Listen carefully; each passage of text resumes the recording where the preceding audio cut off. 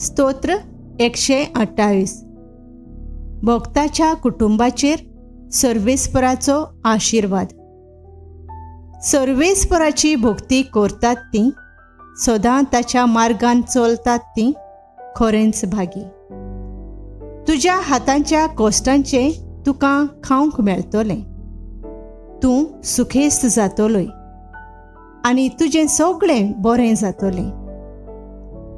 तुज्या घराच्या वण्टी भितर सुफळ दाखांची वेलीपोरी फुलतली तुजी घरकान. जैतुनाच्या फांट्या सारकी तुजे भोंवती जेवणाक बसतलीं भुरगीं तुजीं. सर्वेस्पराची भक्ती करतल्यांक असलें भाग फावो जातलें. सगळ्या तुज्या जिवितांत सियोना थावन सर्वेस्पर तुजेर आशीर्वाद घालूं.